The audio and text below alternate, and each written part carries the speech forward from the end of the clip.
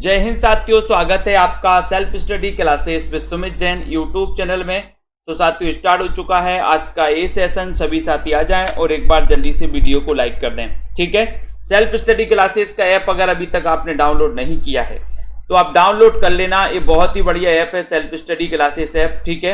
ये दोस्तों आपके लिए बहुत ही उपयोगी ऐप है। अगर आप साहित्य की किसी भी एग्जाम की तैयारी कर रहे हैं तो आप सेल्फ स्टडी के बहुत ही बढ़िया तरीके से नोट्स बनाए गए हैं, तो जिनको भी मंगवाना है वो संपर्क कर सकते हैं। और दोस्तों अभी एक ऑफर चल रहा है 1200 में 12 महीने। हिंदी साहित्य को अगर आप लाइव क्लासों के माध्यम से पढ़ना चाहते हैं, ऑनलाइन पढ़ना चाहते हैं, तो 1200 में 12 महीने का कोर्स चल रहा है। अब दोस्तों रत्नाकर कृत उद्धव शतक किस भाषा में लिखा गया काव्य ग्रंथ है, ये आपको बताना है। रत्नाकर कृत उद्धव शतक किस भाषा में लिखा गया काव्य ग्रंथ है, बताइए। बहुत ही अच्छा क्वेश्चन यहां से पूछा गया आपसे, सभी लोग बताएंगे। शेयर कर देना हमारे सभी साथी दोस्तों, लाइक कर देना हमारे सभी साथी, ठीक है। और सभी साथी आ जाएं। बहुत ही बढ़िया तरीके से ये सेशन अपना चलता है रोज रात्रि 9 बजे, ठीक है। तो यहां पर आपका पहला प्रश्न पूछा गया है, रत्नाकर कृत उद्धव शतक किस भाषा में लिखा गया है, किस भाषा में लिखा गया ये बताइए। बहुत ही बढ़िया क्वेश्चन है। उद्धव शतक, ये इसके रचनाकार रत्नाकर जी हैं और आपने बिल्कुल सही बताया है रंजीत कौर जी कि सर ये ब्रज भाषा में लिखा गया है और ब्रज भाषा पश्चिमी हिंदी की बोली मानी जाती है, यानी कि आपका जो बी नंबर है वो आंसर बिल्कुल करेक्ट आंसर हो जाता है।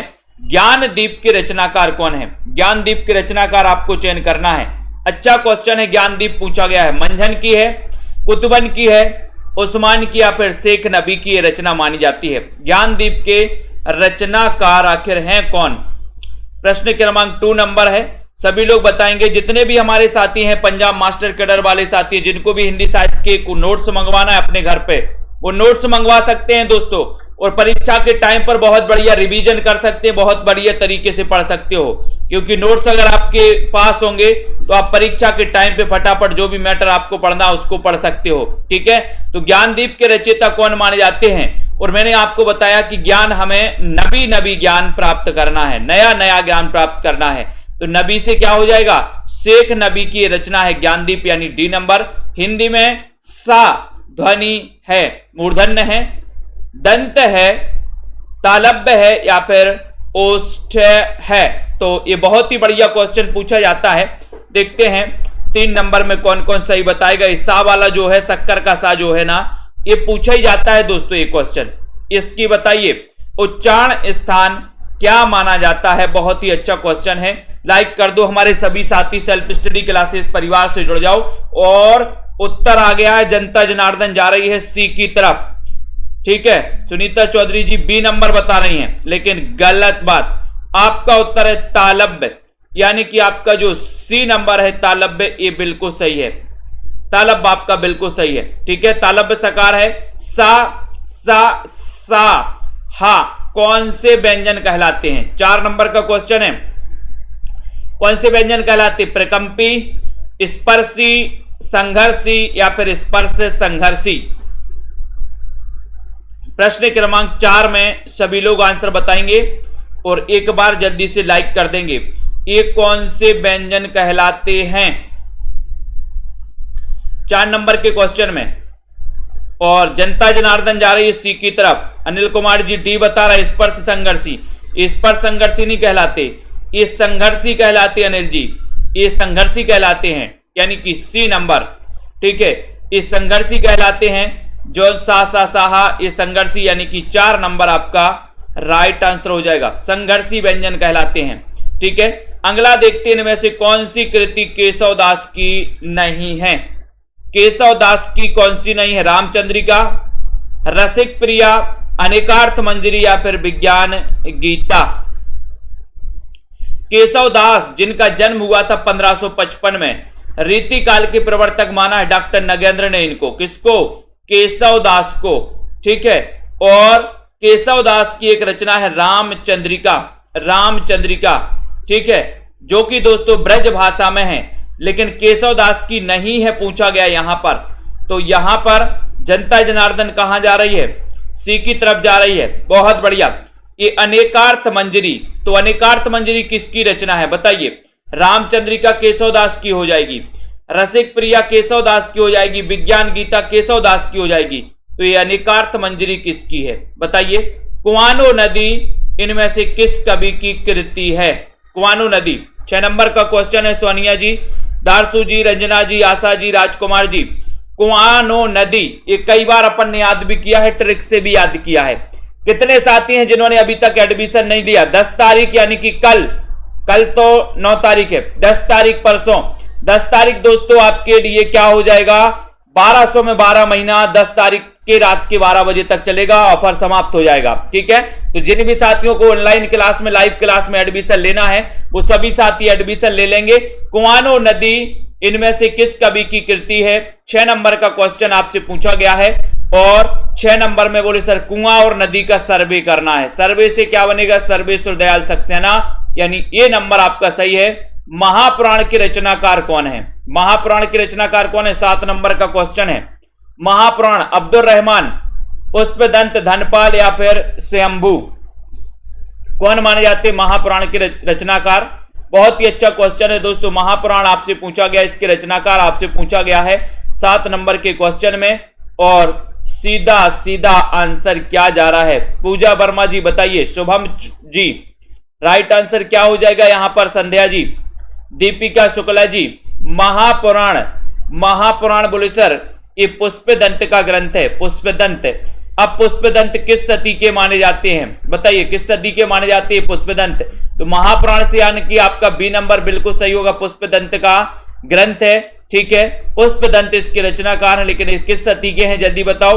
रसमंजरी एक किस कवि की कृति है? 8 नंबर का क्वेश्चन है, बहुत ही बढ़िया क्वेश्चन पूछा गया रंजीत कौर जी।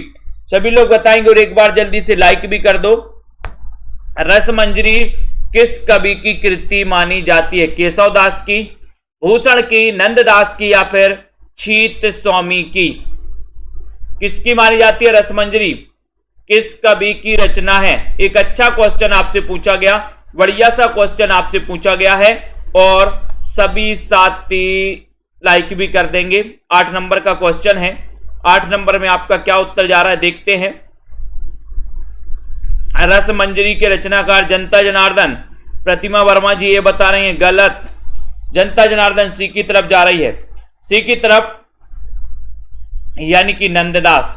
नंददास यानी कि दोस्तों आपका सी नंबर बिल्कुल सही है, 10वीं सदी के हैं, बहुत बढ़िया। नंददास आपका राइट आंसर। मृगावती के रचनाकार कौन है? 9 नंबर का क्वेश्चन है और शेयर करके एक बार जल्दी से बताना है कि सर हम सभी आ चुके हैं और लाइक भी कर देना है। मृगावती तो कई बार पूछा गया, मृगावती के रचनाकार कौन माने जाती है? क्वेश्चन भी आपका कई बार पूछा जाता है, तो जल्दी से चयन करके बताएंगे और एक बार लाइक करके भी बताएंगे। बताइए मृगावती के रचनाकार कौन है? अच्छा क्वेश्चन है दोस्तों, सभी आंसर देंगे, सभी आंसर बताएंगे। मृगावती के रचनाकार कौन है? मंझन है, आलम है, तो सभी को पता है कि सर वन में कौन है? कुतुबन। और वन में कौन है? मृग। तो मृग से क्या बनेगा? मृगावती। और कुतुबन यानी सी नंबर आपका करेक्ट आंसर हो जाएगा, सी नंबर।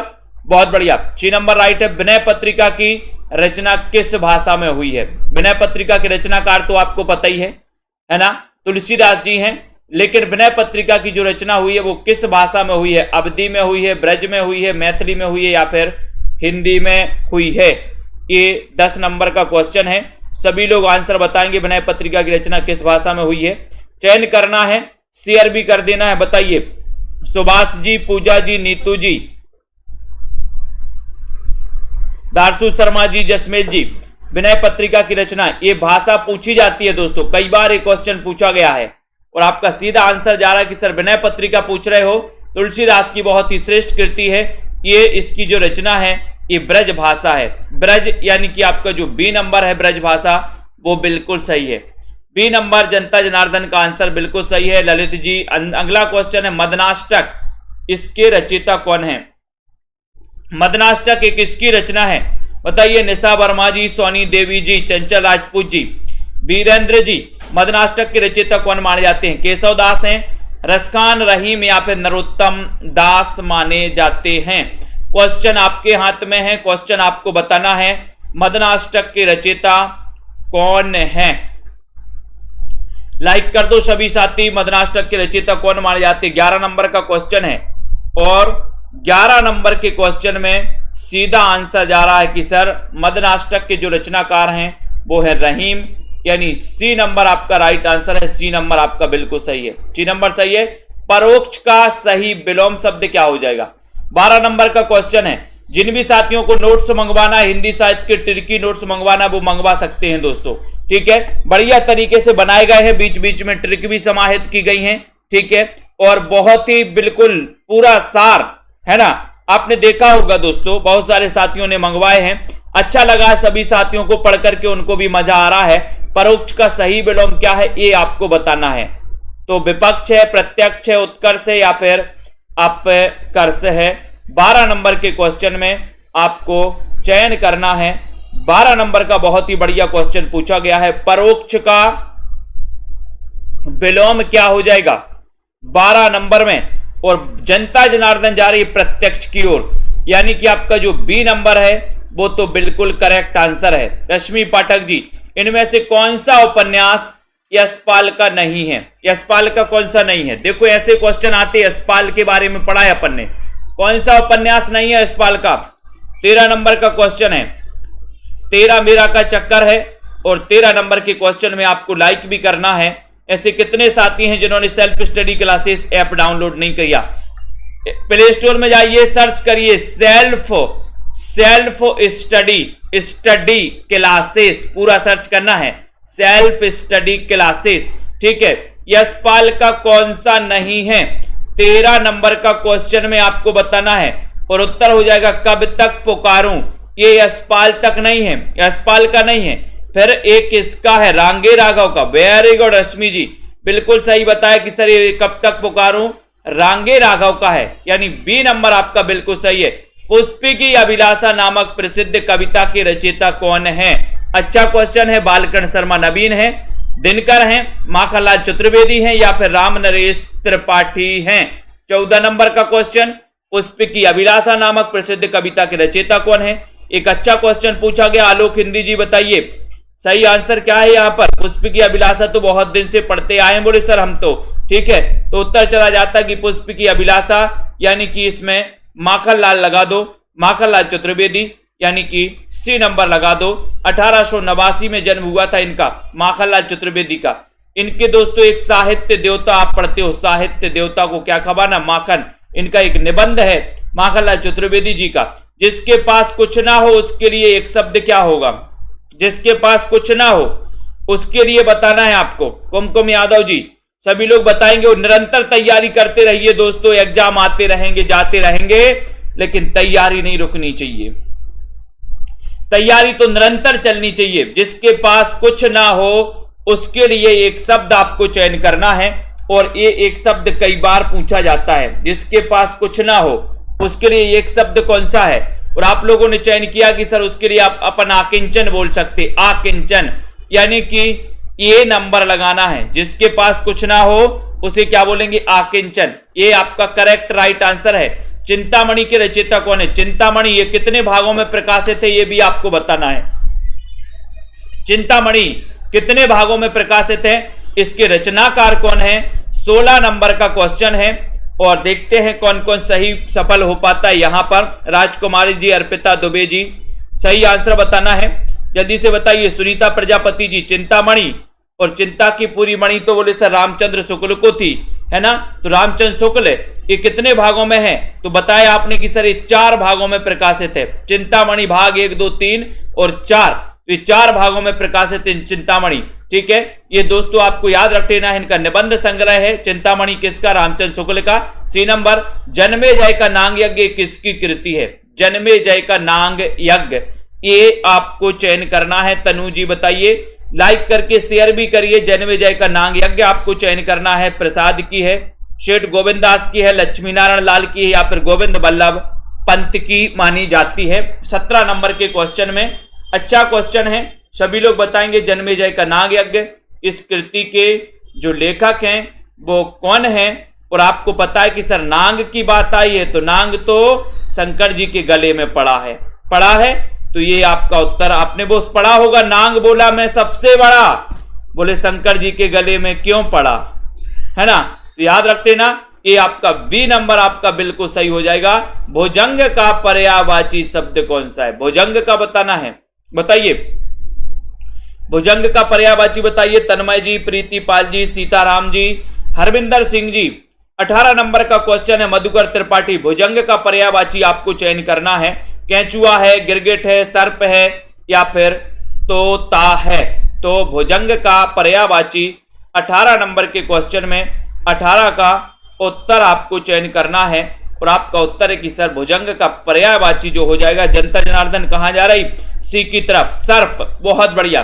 सर्प बोले सर्प का भुजंग, भुजा में बोले सर्प ने काट दिया, भुजा भुजंग, ठीक है। यानी कि आपका जो सी नंबर है वो बिल्कुल करेक्ट आंसर है। अतीत के चलचित्र के रचयिता कौन है? अतीत के चलचित्र बताइए। कुमारी जी बताएं, प्रमांशु जी स्टडी विथ बताएं फटाफट से। आशा कुमावत जी 19 नंबर का क्वेश्चन है, लाइक कर देना है जल्दी से। सुनीता प्रजापति जी बताओ अतीत के चलचित्र, इसके रचनाकार कौन है? चयन करना है बिल्कुल। चंदन विष व्यापत नहीं लिपटत रहित भुजंग, बिल्कुल सही है, ठीक है। तो अतीत के चलचित्र बोले ये तो बिल्कुल सरल है। जनता जनार्दन वोट कर रही महादेवी वर्मा जी, बिल्कुल सही है, करेक्ट आंसर है, राइट आंसर है, वेरी गुड आंसर है। बेताल पच्चीसी के रचनाकार कौन है? 20 नंबर का क्वेश्चन है, बेताल पच्चीसी आपसे पूछा गया है। तनु जी, हिमांशी, मधुकर जी सभी लोग आंसर चयन करेंगे। अलका ठाकुर जी 20 नंबर का क्वेश्चन है। Self study classes app download कर ले सभी साथी, है ना। और जिनको भी एडमिशन लेना है, रेगुलर और निरंतर अध्ययन करना है, तो अभी 1200 में 12 महीने 1200 में 12 महीने आप पढ़ सकते हो दोस्तों। बेताल पच्चीसी के रचनाकार कौन है? एक अच्छा क्वेश्चन आपसे पूछा गया है 20 नंबर के क्वेश्चन में, और आपका सीधा आंसर जा रहा है कि सर बेताल पच्चीसी अगर आपने पूछा है तो आप सूरती मिश्र लगा देना, डी नंबर लगा देना, सूरती मिश्र आपका राइट आंसर हो जाएगा, ठीक है। बहुत बढ़िया, सूरती मिश्र लगाना है, डी नंबर लगाना है। तन्मय जी डी नंबर लगाना है, सूरती मिश्र। अशोक के फूल, इसके रचनाकार कौन है? अशोक के फूल आज ही पढ़ा था, शीरीष के फूल, अशोक के फूल, है ना। विचार प्रवाह है, पढ़ा था ना अपन ने। विचार वितर्क पढ़े थे अपन ने, निबंध आज ही। अशोक के फूल निबंध संग्रह है, और ये निबंध संग्रह किसका है? कुबेर नाथ राय का है, गुलाब राय का है, रामचंद्र का, या फिर हजारी प्रसाद द्विवेदी। तो मैंने आपको ट्रिक भी बताई थी कि अशोक में एक फूल फूलेगा या 1000 फूल फूलेंगे। तो आपने कहा था कि सर एक नहीं फूलेगा, 1000 फूलेंगे। 1000 से बने था अपना क्या? हजारी प्रसाद द्विवेदी। ललित निबंधकार के रूप में प्रसिद्धि मानी जाती है द्विवेदी जी की। एक भारतीय आत्मा किससे कहा जाता है? बहुत ही सरल क्वेश्चन है और आसान क्वेश्चन है, सभी लोग बताएंगे। पेड कोर्स की क्लास होती है शाम को 5 बजे, 5 से 5:40 होती है, और 6:30 से 7:10 तक 40-40 मिनट की 2 क्लासें चलती हैं। नया बैच स्टार्ट हो रहा है 15 अप्रैल से। तो 15 अप्रैल से दोस्तों आपको शुरुआत से पढ़ाया जाएगा, हिंदी भाषा से पढ़ाया जाएगा, हिंदी भाषा पढ़ाया जाएगा, उसके बाद देवनागरी पढ़ाया जाएगा, ठीक है। तो जिन भी साथियों को नए बैच में एडमिशन लेना है वो ले सकते हैं। एक भारतीय आत्मा के नाम से कैसे जाना जाता है तब आपको पता है, माखनलाल चतुर्वेदी को, ठीक है। बी नंबर, चिरंतन का सही विलोम क्या हो जाएगा? चिरंतन तो कई बार पूछा जाता है, अब बताइए। शिव कुमार जी, निधि दुबे जी बताएं, ममता रानी जी, चिरंतन का सही विलोम शब्द क्या है? एक आसान सा क्वेश्चन है, अच्छा क्वेश्चन है, सभी लोगों को बताना है और लाइक भी कर देना है, सभी साथी लाइक भी करेंगे। चिरंतन का सही विलोम शब्द क्या है? ये क्वेश्चन आपसे पूछा गया, अच्छा क्वेश्चन पूछा गया है, लाइक कर दो सभी साथी जल्दी से। चिरंतन का सही विलोम क्या है? एक अच्छा क्वेश्चन है, और आपका राइट आंसर हो रहा है कि सर नस्बर। चिरंतन का सही विलोम है नस्बर, यानी कि आपका जो ये नंबर है वो बिल्कुल सही लगाया आपने। अनाम दास का पोथा, इसके रचयिता कौन है? अनाम दास का पोथा 24 नंबर का क्वेश्चन है। 24 नंबर के क्वेश्चन में आपको चयन करते हुए बताना अनाम दास का पोथा, इसके रचनाकार कौन माने जाते हैं। लखविंदर जी चयन करिए जल्दी से, शेयर भी करिए अपने मित्रों को। अनाम दास का पोथा, इसके रचयिता माखनलाल हैं, सोहनलाल हैं, हजारी प्रसाद हैं, या फिर महावीर प्रसाद हैं? कौन है? कमला ठाकुर जी और बोले सर अनाम दास का पोथा पूछा है, तो अनाम दास का पोथा, पोथा पोथी, बोले सर अनाम दास का पोथा, पोथा पोथी, हजारों पोथा पोथी पढ़ता है, तो पोथा पोथी पढ़ पढ़ा पर वो आया ना कि पोथी पढ़ पढ़ जग मुआ और पंडित हुआया ना कोई, ढाई आखर प्रेम के पढ़े सो। ये हजारी प्रसाद द्विवेदी पोथी पोथा हजारों पोथी पोथा पढ़ लिए बोले सर हमने, लेकिन पंडित नहीं हो पाए। वीरों का कैसा हो बसंत, ये इसके रचनाकार कौन है, ये कविता के रचयिता कौन है, वीरों का कैसा हो बसंत, बताइए। विवेकानंद तिवारी जी। 25 नंबर का क्वेश्चन है सृजन कुमार जी। अच्छा क्वेश्चन पूछा गया आपसे, बताइए सभी लोग चयन करिए 25 नंबर के क्वेश्चन में, और आपका आंसर देखते हैं कहां जा रहा है। यहां पर राइट आंसर चयन करना है और 25 में जा रहा कि सर ये वीरों का कैसा हो बसंत, यानी कि आप सुभद्रा कुमारी चौहान लगा दो।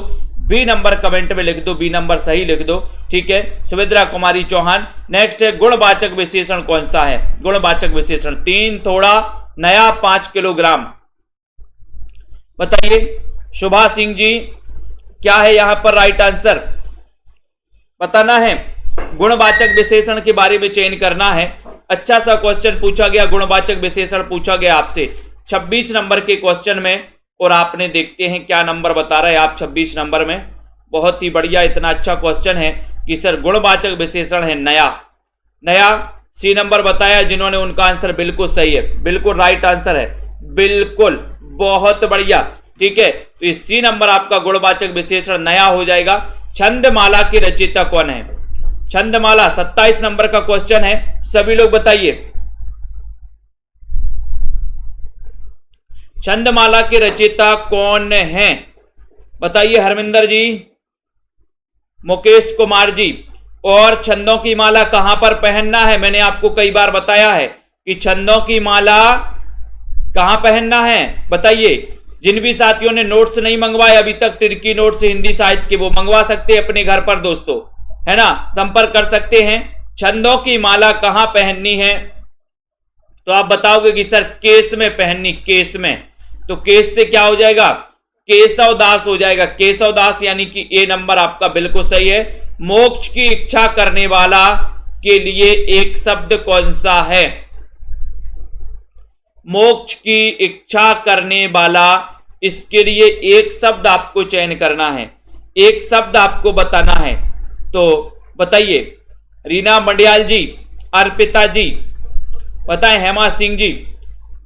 मोक्ष की इच्छा करने वाला, इसके लिए एक शब्द चयन करना, तो क्या लगाओगे, तब आपको लगाना है मुमुक्षु, यानी कि आपका जो डी नंबर है, डी नंबर मुमुक्षु आपका राइट आंसर है, ठीक है। मसी कागज छुओ नहीं, कलम गही नहीं हाथ, इस प्रस्तुत पंक्तियों के रचनाकार कौन है, दादू दयाल है, कबीर दास है, रैदास है, या फिर सुंदर दास है। 29 नंबर का क्वेश्चन बढ़िया क्वेश्चन पूछा गया आपसे, तो मसी कागज छुओ नहीं, कलम गही नहीं हाथ, इस पंक्तियों के, इन पंक्तियों के रचनाकार कौन है, बताइए नीलम सिंह जी, अनुराग जी। सही आंसर का चयन करना है, लाइक कर देना सभी लोग, पीजीटी में आया था, बहुत बढ़िया पूनम जी। तो 29 नंबर का क्वेश्चन है, 29 में आपका उत्तर हो रहा है कबीरदास, कबीरदास का जन्म बताना है, ठीक है। भारत भारती काव्य के रचनाकार कौन है, इसका रचना काल भी बताना है, भारत भारती का, बताइए भारत भारती का रचना काल क्या है। आपको पता है कि दोस्तों जो भारत भारती के रचनाकार हैं, उन्होंने सबसे ज्यादा प्रबंध काव्य लिखे हैं, उन्होंने 19 तो खंड काव्य लिखे हैं, 2 महाकाव्य भी लिखे हैं, ठीक है। तो प्रबंधकार के रूप में पहचान है उनकी, और वो ऐसे कौन कवि हैं, वो ऐसे राष्ट्रीय कवि हैं मैथिली शरण गुप्त, जिनका जन्म 1886 को हुआ था चिरगांव जिला झांसी में, ठीक है।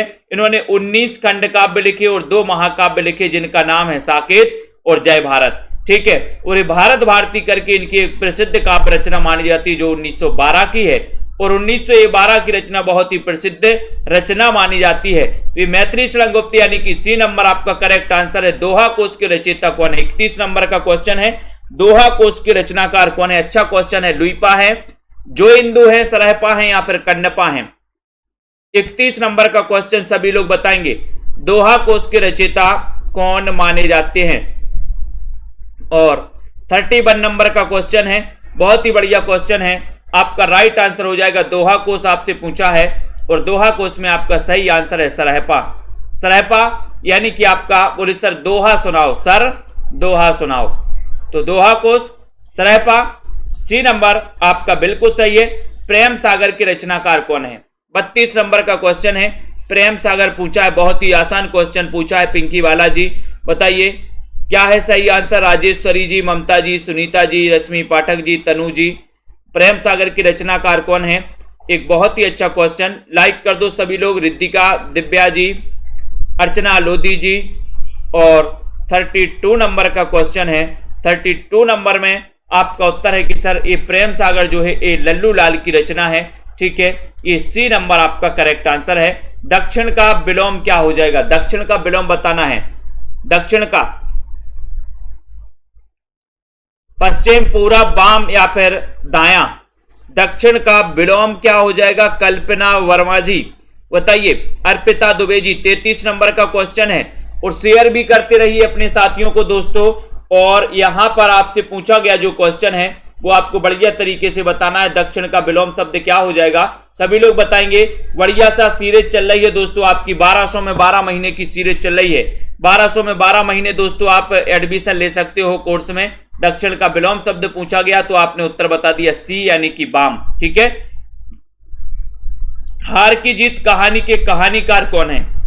हार की जीत कहानी के कहानीकार कौन है? सुदर्शन है, कमलेश्वर हैं, रांगे राघव हैं, इनमें से कोई नहीं। हार की जीत कहानी ये किसकी कहानी है? रितु जी बताइए। सही आंसर आराधना यादव जी। हार की जीत बताना है। और हार की जीत के जो आंसर हैं वो तो पता ही है कि सर सुदर्शन, हार की जीत के दर्शन किए हैं, सुदर्शन किए हैं, ये नंबर करेक्ट है। रानी केतकी की कहानी, इसके रचयिता कौन है? 35 नंबर का क्वेश्चन है। रानी केतकी की कहानी किसने सुनी है? बोले सर इंशाअल्लाह खां, यानी कि इनका नाम है इंशाअल्लाह खां ने सुनी है। ठीक है, तो आपका उत्तर है सही नंबर क्या हो जा रहा है? सही नंबर है इंशाअल्लाह खां यानी कि डी नंबर। रानी केतकी की कहानी इंशाअल्लाह खां, डी नंबर आपका सही है। शिव शंभू के चिट्ठे से संबंधित रचनाकार कौन है? 36 नंबर का क्वेश्चन है, बाबू तोताराम है, केशव राम भट्ट हैं, अंबिका दत्त व्यास हैं, बाल मुकुंद गुप्त हैं। शिव शंभू के चिट्ठे से संबंधित रचनाकार आपको चयन करना है। 36 नंबर का क्वेश्चन है। 36 नंबर के क्वेश्चन में आपको सभी लोगों को बताना है शिव शंभू के चिट्ठे। और ये तो पता ही है कि सर जो शिव शंभू के चिट्ठे आप पूछ रहे हो इससे संबंधित जो रचनाकार माने जाते हैं 36 नंबर के क्वेश्चन में वो माने जाते हैं बाल मुकुंद गुप्त। कौन माने जाते हैं? बाल मुकुंद गुप्त जी माने जाते हैं। डी नंबर आपका बिल्कुल सही है। जिस छंद के प्रत्येक चरण में 16-16 मात्राएं होती हैं और दोस्तों अंत में गुरु होता है, उसे क्या कहते हैं? उसे क्या कहते हैं? 37 नंबर सभी को पता है लगभग, है ना? सरल क्वेश्चन है और आपका उत्तर हो जाएगा कि सर वो चौपाई है 37 नंबर का। डी नंबर हो जाएगा। प्रेम की पीर ही को लेकर इनकी वाणी का प्रादुर्भाव। प्रेम की पीर ही को लेकर इनकी वाणी का प्रादुर्भाव, वाणी का प्रादुर्भाव हुआ, है ना?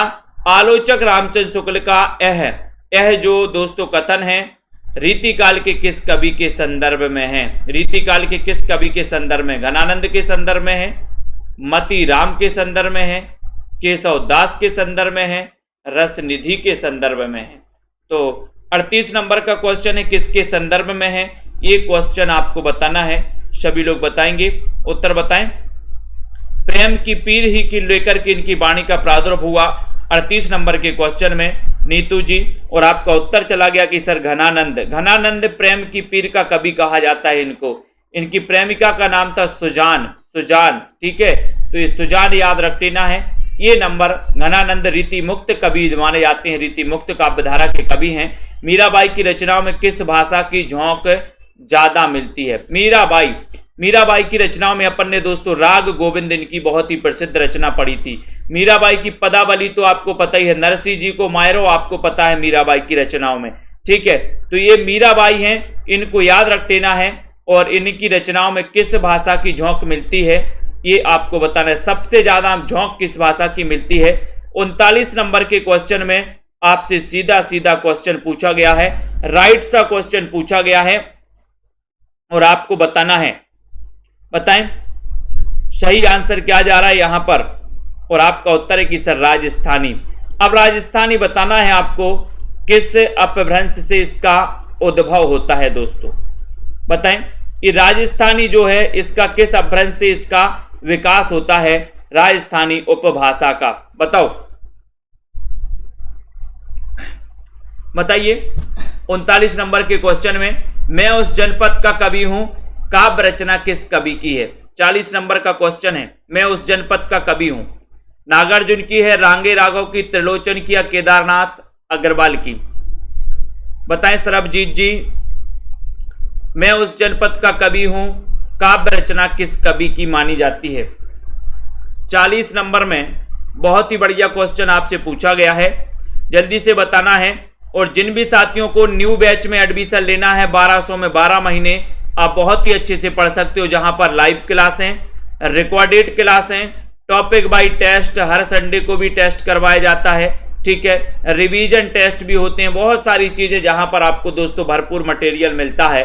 मैं उस जनपद का कवि हूं, 40 नंबर के क्वेश्चन में आपको बताना है, तो आपका उत्तर हो जाएगा कि सर ये जो पूछा है आपने क्वेश्चन, ये त्रिलोचन। त्रिलोचन का जो वास्तविक नाम था वो क्या था, ये भी बताइए।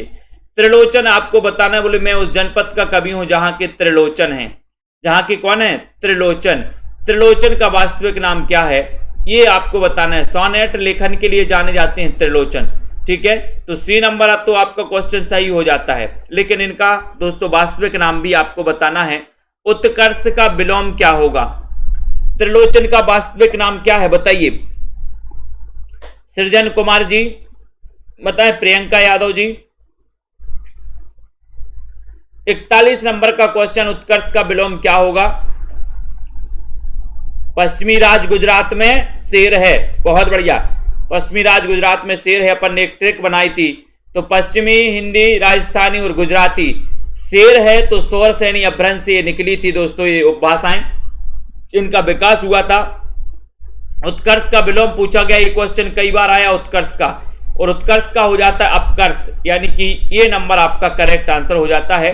लघु मानव के बहाने हिंदी कविता पर एक बहस, इसके रचनाकार कौन है? 42 नंबर का क्वेश्चन। लघु मानव के बहाने हिंदी कविता पर एक बहस के रचनाकार कौन है? 42 नंबर का क्वेश्चन है। 42 नंबर के क्वेश्चन में आपको चयन करना है, तो देखते हैं राइट आंसर क्या हो जाता है। लघु मानव के बहाने हिंदी कविता पर एक बहस, ये क्वेश्चन आ चुका है, कई बार आ चुका है, ठीक है ना, बीच बीच में रहते हैं इसमें भी सरबजीत जी। तो लघु मानव के बहाने हिंदी कविता पर एक बहस के रचनाकार कौन है? उत्तर हो जाएगा विजय देव नारायण शाही, यानी कि बी नंबर आपका करेक्ट आंसर है। बी नंबर आपका सही है। ललित निबंधकार के रूप में किसे प्रसिद्धि मिली है? जिन भी साथियों को 10,000 प्रश्नों की प्रैक्टिस सीरीज में भाग लेना है, जिसमें आपको 10,000 प्रैक्टिस से दोस्तों क्वेश्चन की प्रैक्टिस सेट मिलेंगे, जिनको आप प्रैक्टिस कर सकते हैं। 599 में ऐप में जाकर के 10,000 क्वेश्चन की टेस्ट सीरीज परचेस कर सकते हो। जिन भी साथियों को पंजाब मास्टर कैडर के मॉडल पेपर चाहिए है, जिसमें 30 मॉडल पेपर रहेंगे और कुल मिला के 4500 क्वेश्चन रहेंगे, जिसकी पीडीएफ भी आपको मिलेगी, है ना, और 2000 क्वेश्चन एक्स्ट्रा क्वेश्चन और उसमें रखे गए हैं, ठीक है। तो ललित निबंधकार के रूप में प्रसिद्धि किसकी है? तो आपको पता है विद्यानिवास मिश्र की प्रसिद्धि है। यहां पर बात नहीं रुकी, 2 निबंध आपको इनके बताना है। विद्यानिवास मिश्र के 2 निबंध बताइए जो प्रसिद्ध हैं, जो पूछे जाते हैं परीक्षा में। हिंदी में स्त्री विमर्श की अवधारणा को चर्चा में लाने का जो श्रेय है दोस्तों, किस कथाकार को दिया जाता है? स्त्री विमर्श को, बताइए। 44 नंबर का क्वेश्चन है। लखविंदर जी, रश्मि पाठक जी, चयन करिए। श्वेता जी बताएं, हिंदी में स्त्री विमर्श की अवधारणा को चर्चा में लाने का श्रेय किसको है? 44 नंबर, बहुत ही बढ़िया क्वेश्चन है, सभी लोग बताएंगे और आपका उत्तर देखते हैं कहां जा रहा है। स्त्री विमर्श की अवधारणा को लाने का विद्यानिवास मिश्र के 2 निबंध भी लिख दीजिए, कौन कौन से निबंध हैं इनके, ठीक है। 599 सरबजीत सिंह जी, मॉडल पेपर की 599, 30 मॉडल पेपर रहेंगे उसमें। विद्यानिवास मिश्र के निबंध किसी को नहीं है पता? अर्चना जी ने बताया है, आराधना जी ने। मेरे राम का मुकुट भीग रहा है, बहुत बढ़िया, है ना, मेरे राम का मुकुट भीग रहा है, सब लोग एक ही, तुम चंदन हम पानी, बहुत बढ़िया दीपिका जी। तो स्त्री विमर्श में यानी कि 44 नंबर के क्वेश्चन में और सीधा आंसर जा रहा है राजेंद्र यादव, यानी कि सी आपका सही है। ठीक है, मैंने सिल पहुंचाई, बहुत बढ़िया सौरभ वर्मा जी, वेरी गुड। तो राजेंद्र यादव सी नंबर। क्या भूलूं क्या याद करूं मैं किस रचनाकार की दोस्तों आत्मकथा है, कितने भागों में है, ये भी आपको बताना है। तुम चंदन हम पानी, वेरी गुड। एक पूछा था, कई बता दिया आपने। चितवन की छांव, मेरे राम का मुकुट भीग रहा है, वेरी गुड, बहुत बढ़िया, बिल्कुल सही आंसर है आशा रानी जी। क्या भूलूं क्या याद करूं मैं किस रचनाकार की आत्मकथा संकलित है और ये कितने भागों में है, ये भी बताना है आपको। बहुत अच्छा, अनिल कुमार जी बताइए, क्या भूलूं क्या याद करूं मैं किस रचनाकार की आत्मकथा संकलित है और ये कितने। सैफाली झर रही है, बहुत बढ़िया, वेरी गुड।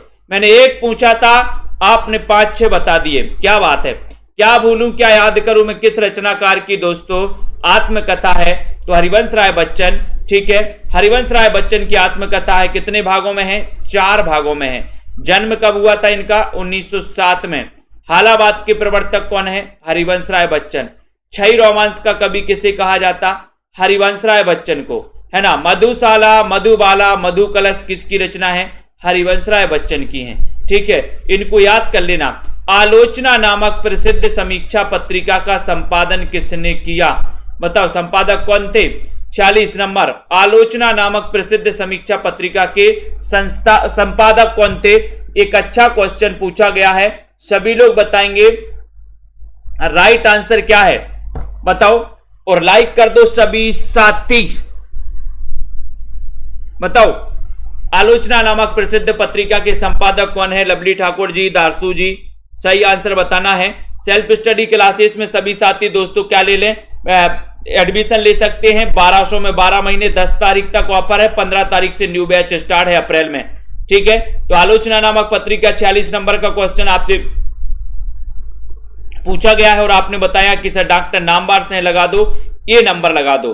ठीक है, ये नंबर आपका बिल्कुल सही है। रामवृक्ष बैनीपुरी की कौन सी कृति यात्रा वृत्ति की है, रामवृक्ष बैनीपुरी, है ना। रामवृक्ष बैनीपुरी के 2 निबंध बताइए कौन कौन से हैं। रामवृक्ष बैनीपुरी के निबंध पढ़े थे आप, ललित निबंधकारों में इनका नाम भी आता है रामवृक्ष बैनीपुरी का। आपने पढ़ा था सागर की लहरों पर, अप्रवासी की यात्राएं, पैरों में पंख बांधकर, मेरी यूरोप यात्रा। तो 47 नंबर के क्वेश्चन में रामवृक्ष बैनीपुरी के 2 निबंध बताना है आपको। देखते हैं कौन कौन बता पाता है, बताइए। आंसर की भी होगी, बिल्कुल सरबजीत जी आंसर की भी होगी।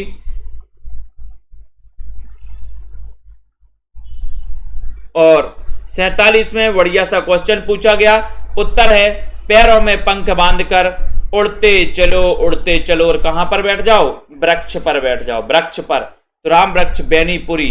ठीक है, गेहूं और गुलाब, बिल्कुल सही है, गेहूं और गुलाब। और कौन सा है, और कौन सा है दूसरा, एक बूंद सहसा उछली किस विधा की रचना है, एक बूंद सहसा उछली किस विधा की रचना है, वंदे वाणी विनायक। बहुत बढ़िया दिनेश कुमार जी, वेरी गुड, वंदे वाणी विनायक। और दोस्तों गेहूं और गुलाब, बहुत बढ़िया। एक बूंद सहसा उछली किस विधा की रचना है, मतलब याद है ना, वेरी गुड वेरी गुड। बताइए यहां पर एक बूंद सहसा उछली, ये विधा बताना है आपको। इसकी विधा क्या है, इसके रचनाकार तो अज्ञेय है, सभी को पता है, लेकिन इसकी विधा आपको चयन करनी है कि सर इसकी जो विधा है ये यात्रा वृत्तांत है। यात्रा वृत्तांत है, यानी कि ये नंबर आपका बिल्कुल सही है, यात्रा वृत्तांत आपका राइट आंसर है। ठीक है, अब ठिठुरता हुआ गणतंत्र किसकी रचना है, 49 नंबर का क्वेश्चन है, ठिठुरता हुआ गणतंत्र बताना है, बताइए। हजारी प्रसाद द्विवेदी के 2 निबंध आपको बताना है, निबंध बताना है, निबंध संग्रह नहीं पूछा हमने निबंध पूछा है, हजारी प्रसाद द्विवेदी के निबंध, 2 निबंध बताना, निबंध संग्रह नहीं। ठिठुरता हुआ गणतंत्र किसकी रचना है, भगवती की है, शरद जोशी, हरिशंकर परसाई या हजारी प्रसाद द्विवेदी, बताइए। बुलडोजर बाबा, बुलडोजर चल रहा है क्या। 49 नंबर का क्वेश्चन, ठिठुरता हुआ गणतंत्र, इसके रचनाकार ये किसकी रचना है, उत्तर हो जाएगा सी नंबर, यानी कि हरिशंकर परसाई। सी नंबर आपका करेक्ट आंसर है, हरिशंकर परसाई आपका बिल्कुल सही है। वाक्यम रसात्मकम काव्यम कहने वाले आचार्य कौन है, शीरीष का फूल बता दिया आपने, वेरी गुड बिल्कुल सही है। बताओ। वाक्यम रसात्मकम काव्यम, कहने वाले आचार्य कौन है? एक अच्छा क्वेश्चन आपसे पूछा गया है। आम बोरा गए हैं, बहुत बढ़िया। अशोक के फूले निबंध संग्रह है। निबंध संग्रह नहीं पूछा मैंने, निबंध पूछे हैं, निबंध पूछे भैया। बताइए यहां पर। वाक्यम रसात्मकम काव्यम, कहने वाले जो आचार्य हैं वो आचार्य हैं विश्वनाथ। यानी कि आपका उत्तर बी नंबर हो जाता है, करेक्ट राइट आंसर हो जाता है। अब जितने भी हमारे साथी हैं जिन्होंने भी सेल्फ स्टडी क्लासेस का ये ऐप डाउनलोड नहीं किया, इस ऐप को डाउनलोड कर लें। जिनको भी एडमिशन लेना है 10 तारीख ऑफर की लास्ट डेट है, यानी कि 15 तारीख से जो न्यू बैच स्टार्ट हो रहा है उसमें आपके लिए ऑफर दिया गया है कि आप 1200 में 12 महीने अध्ययन कर सकते हो हिंदी साहित्य का, जिसमें आपको लाइव क्लासें भी हैं, जिसमें आपके लिए टॉपिक वाइज टेस्ट भी हैं, जिसके लिए आपके लिए रिकॉर्डेड कोर्स भी है। ठीक है, अगर आप लाइव क्लास अटेंड नहीं कर पाते तो रिकॉर्डेड भी है, रिकॉर्डेड से पढ़ सकते हैं। ठीक है, आपके लिए ट्रिकी वीडियो भी है, आपके लिए टॉपिक वाइज टेस्ट भी हैं, हर संडे को भी टेस्ट है। ठीक है, डाउट्स वाले वीडियो भी हैं। एक बढ़िया सा ऐप में ग्रुप है, उसमें आप चैट भी कर सकते हो, है ना, जो भी समस्याएं हैं वो पूछ सकते हो। सेल्फ स्टडी क्लासेस का ऐप आपको डाउनलोड कर लेना है। ठीक है, और दोस्तों ये हिंदी साहित्य के ट्रिकी नोट्स बनाए हैं मैंने खुद, बहुत ही बढ़िया प्रयास से दोस्तों ये नोट्स बनाए हैं। अथक प्रयत्न के बाद आप लोगों तक पहुंचाने के लिए आपको संपर्क करना है। ठीक है, और ये संपर्क नंबर आपके लिए दिया गया है। जिनको भी नोट्स मंगवाना है, चाहे वो आरपीएससी वाले साथी हों, चाहे एलटी ग्रेड, टीजीटी, पीजीटी वाले हों, एचपी कमीशन वाले हों, एच टेट हरियाणा टेट वाले हों या एचपी टेट वाले हों, उत्तराखंड एलटी वाले हों या पंजाब मास्टर कैडर वाले साथी हों, सभी के लिए उपयोगी ये दोस्तों हिंदी साहित्य के नोट्स बहुत ही बढ़िया और गागर में सागर भरने वाले ऐसे नोट्स बनाए गए हैं। बहुत बढ़िया चीजें हैं। आपने देखे होंगे बहुत सारे नोट्स की पूरी पुस्तकें उतार दी जाती हैं, लेकिन यहाँ पर पुस्तकों का, कई पुस्तकों का निचोड़ बनाया गया और जो सबसे सरल से सरल भाषा हो ऐसी भाषा बनाई गई है। ठीक है, तो आप सभी साथी बहुत ही बढ़िया तरीके से अध्ययन कर सकते हैं। ठीक है, और सभी साथी दोस्तों इसी प्रकार से लगे रहें और चलते रहें, इसी प्रकार से अध्ययन करते रहें। ठीक है, तो जितने भी हमारे साथी हैं जिन्होंने अभी तक दोस्तों लाइक नहीं किया है वो लाइक कर दो जल्दी से। ठीक है, और जिन्होंने अभी तक शेयर नहीं किया वो शेयर कर दो अपने सभी साथियों के लिए। दोस्तों इस प्रकार से बताएं, सेल्फ स्टडी क्लासेस परिवार से जुड़ें। ठीक है, तो